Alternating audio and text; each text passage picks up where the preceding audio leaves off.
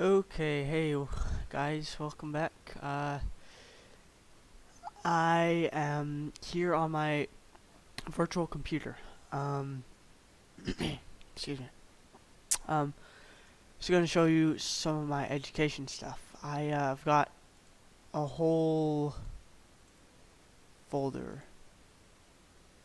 dedicated to it. On my documents partition. It's pretty large, like 11.7 gigabytes, really large. I've got a lot of stuff in here.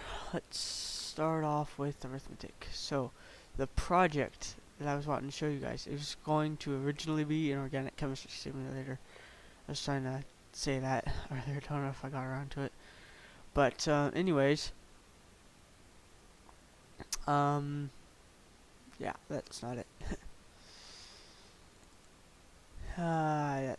This was a video that I found on YouTube. It's from Computer File, right down here.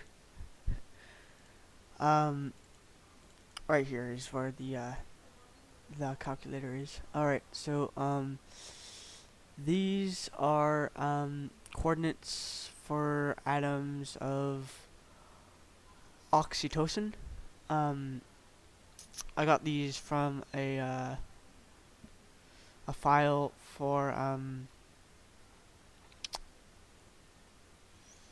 the molecule. It's JMOL is the program that I used to open the file, and I got the data, the numbers here from NCBI, I think. Anyway, so if I change this to a 4,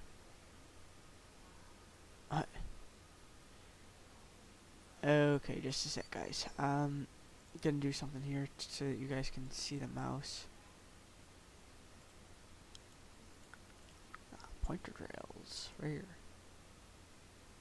Does that work? Alright, just a sec, guys. Okay, guys, I'm back. It works, yay. Just need to check and see if it is working. Alright, but now you can see the mouse. So this x coordinate here, 5.2203, if I were to change that to, say, 7, notice what happens over here. These change to 7s as well. Let me, yeah, so 7 to 9, 3, 13, 45, 8, 27, 42, 65, 73, and 81. These numbers here, these ones, don't have any significance per se of anything really, but they are just random numbers that I picked out for the example for showing you guys here. Let's see. Excuse me. Sorry.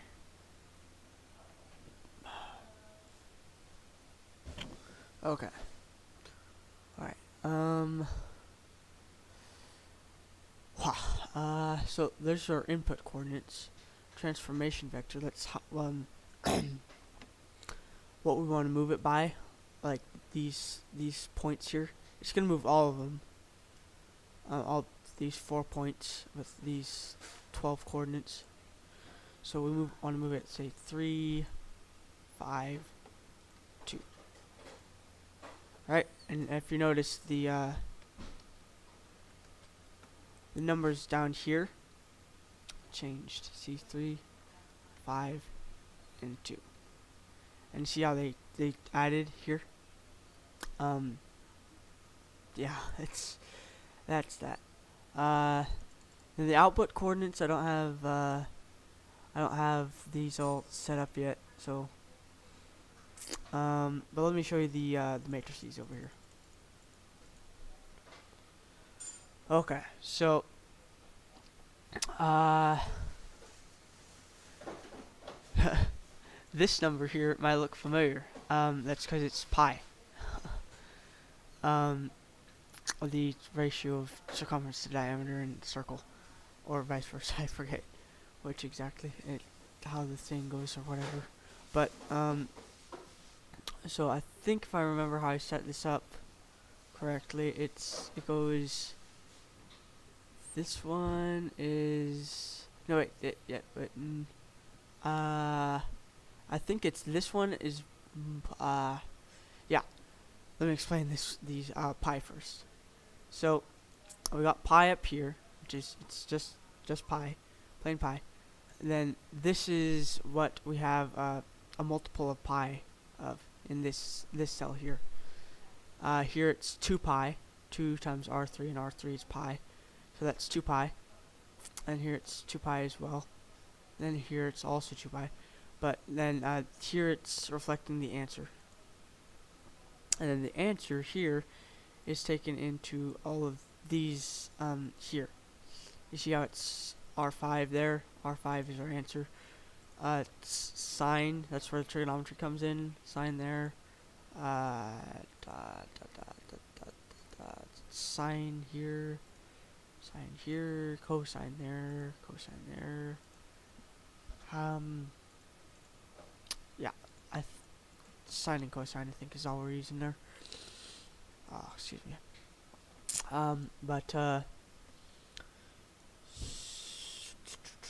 So these are the only ones with the with any calculations done in them.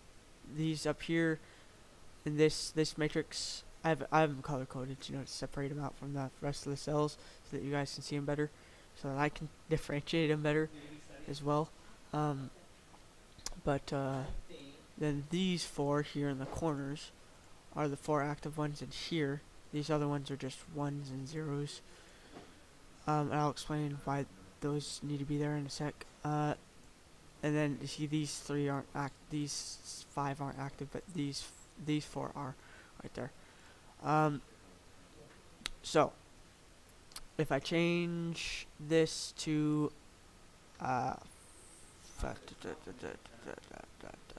just pi, the numbers change. You see that? And so if I undo that and then redo that, you can see that the numbers change down there in the down here in the final matrix, and then in this one too. Oops. All right. Yeah. So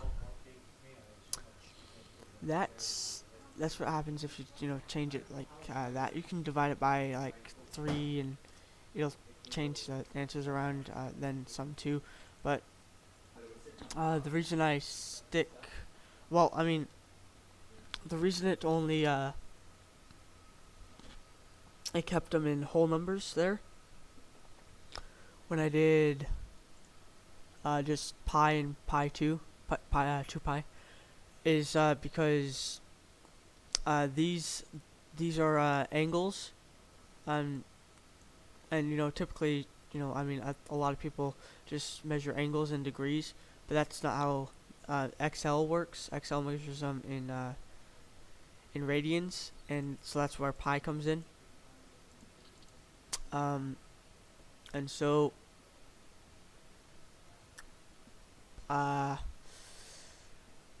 so 2 pi equals 360 degrees. So pi equals 180 degrees, pi over 2 equals 90 degrees, so on and so forth, that kind of thing. Alright, so yeah, when I had it 2 pi, it was right back where it started. So the number, so you see the numbers right in, oh wait, so the transformation vector, if we take this out, right, we got a 7 here. This is the final matrix here. It's still a 7. So we put that 3 back in and press enter, and it becomes a 10 because it's adding here. But then the all of these over here with the matrices, these are it's 2 pi acting on all these, so the numbers just end up right back where they were. So your yeah, these matrices right here,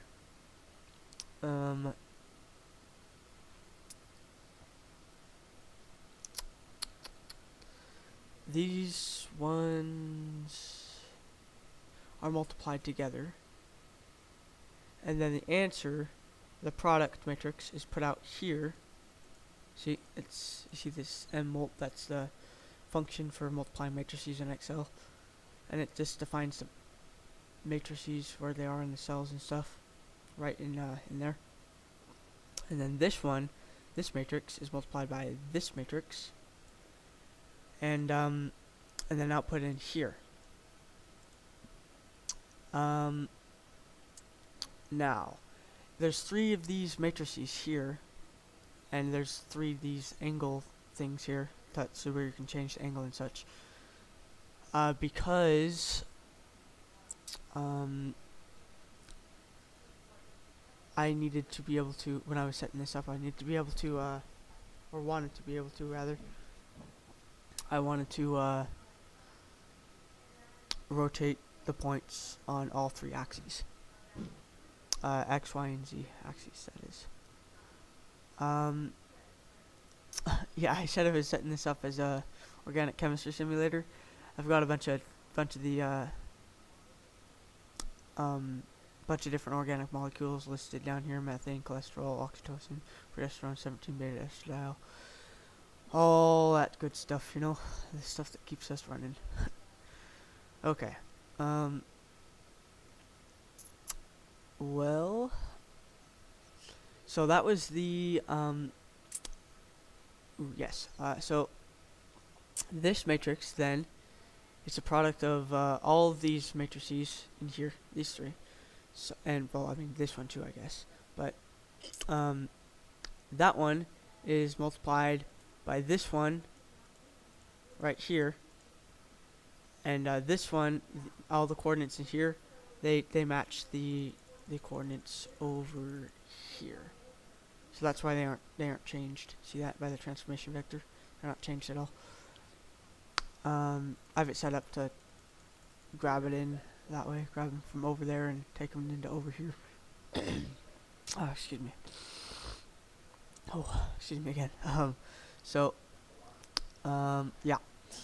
So this matrix is multiplied by this huge matrix right here, and output into this matrix here, the pink one. Sick.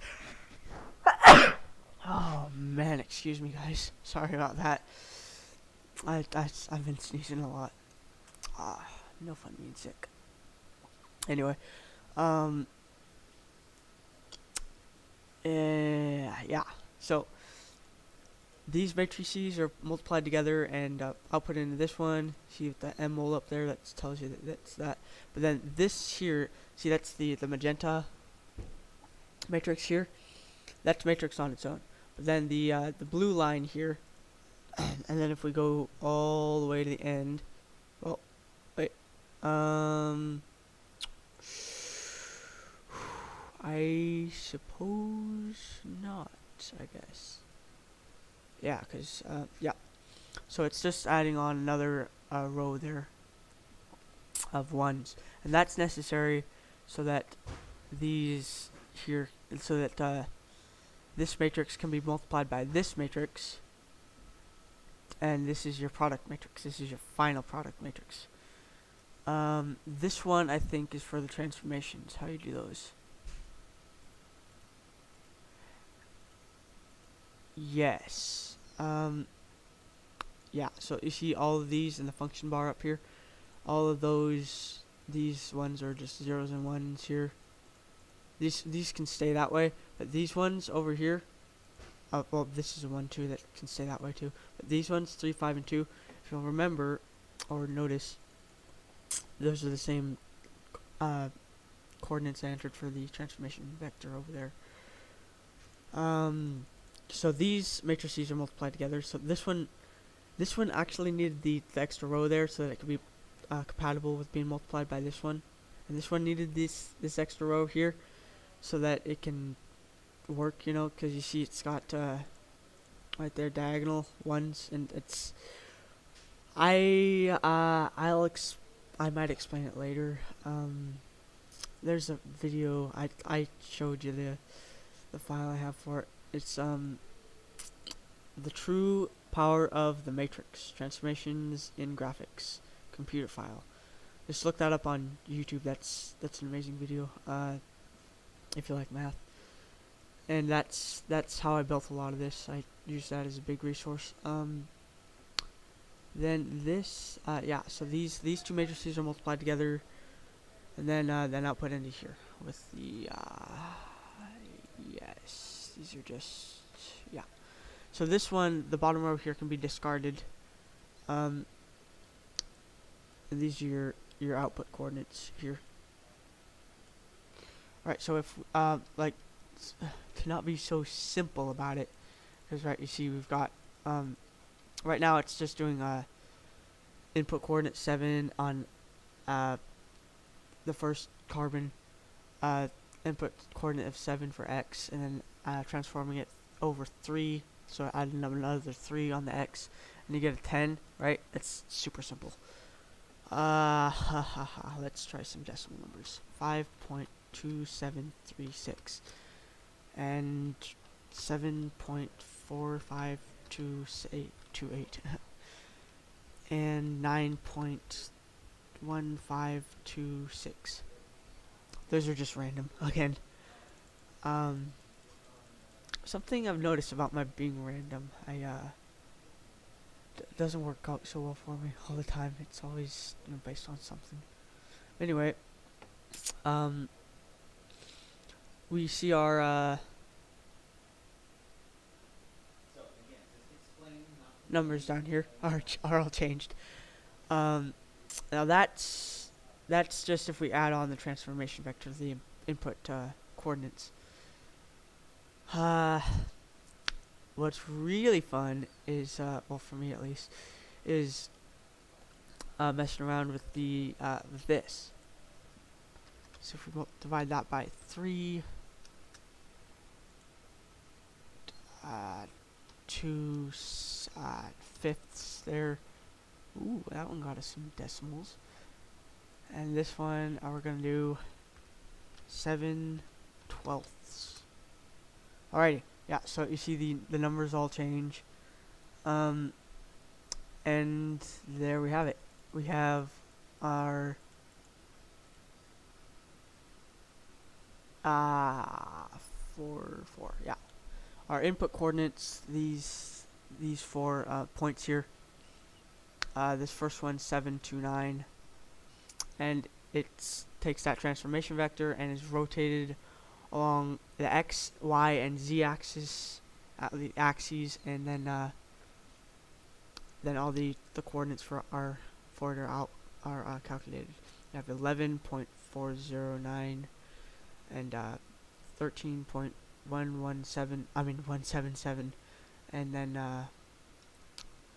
1.178 approximately. Yeah.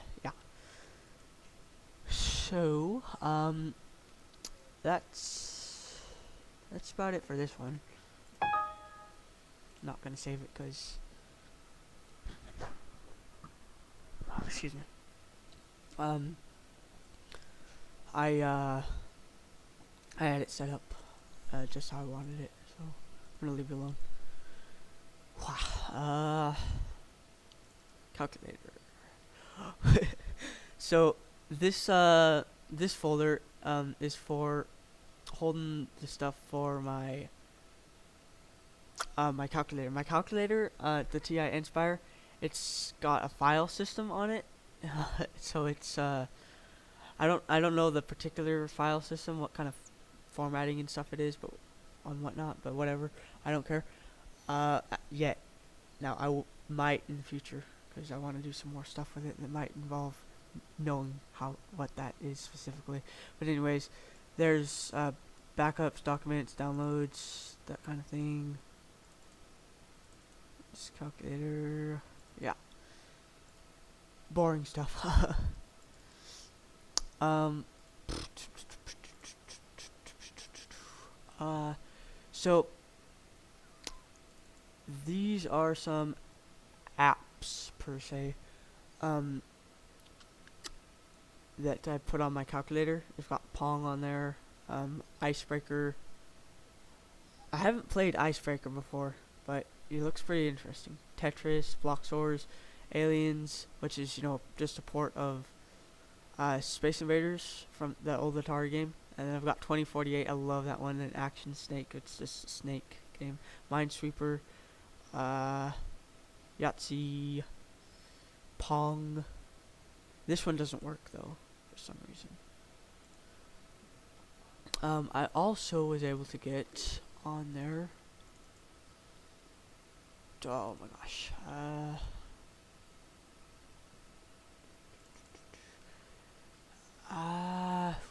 It's not in there. Well, this is one of them. One of the emulators that I was able to get on there for the SNES. I don't have any games for the SNES, but I plan to in the future sometime. So I figured why not get on there already. Other one. It's this one right here. NES Spire.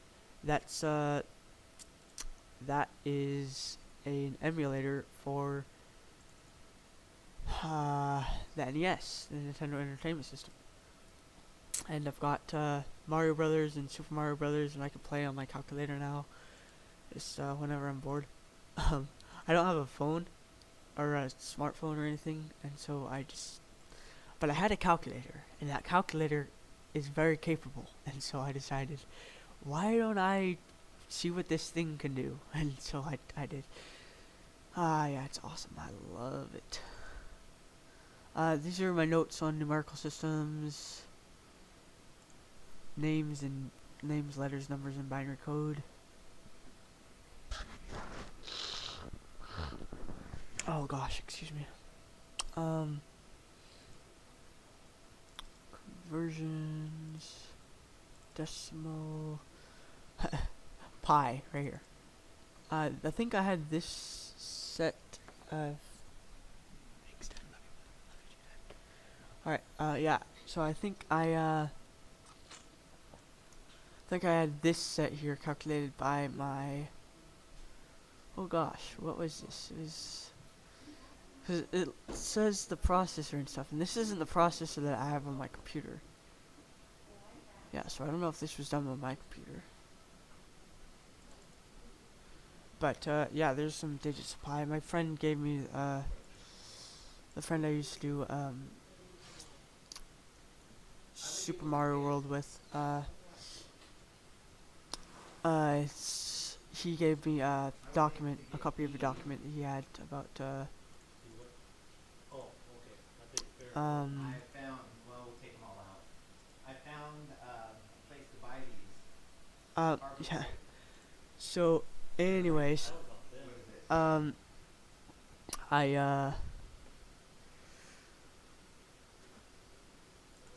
Oh gosh, 6 packs for like $6. that's my dad there. 12 gloves He's for my grandparents are over right now, and so he's talking to him about stuff. Notes on geometry. Oh, these are awesome right here. So the inverse square law. I thought this was a great way to just. I learned about it in I think it was ninth grade ninth grade I think. But I thought this was a great way to illustrate the concept. And so, yeah. So, anyways, the inverse square law. It's about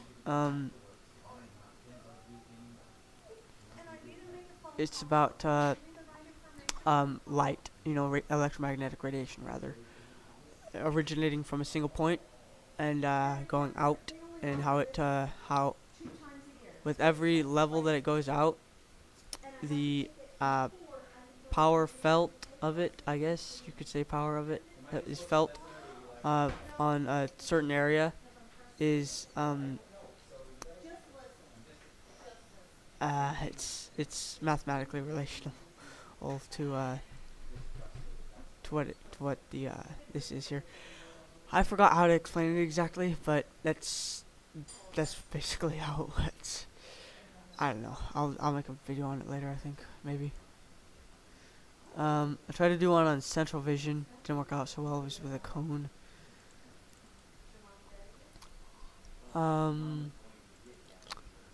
Yeah, these are my notes. My like class geometry notes. I took these in January 2013 about different things about triangles, and these were kind of hard for me to get down. Incenter, circumcenter, centroid, orthocenter, and everything. My brother's going through geometry right now, and yeah, I'm gonna ask him sometime if he understands how that works. This is on angle linear relations slope relationship of 30, 60, 90 angle triangles.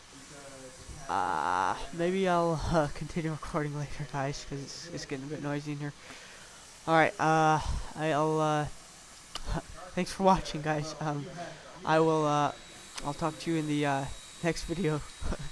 Bye.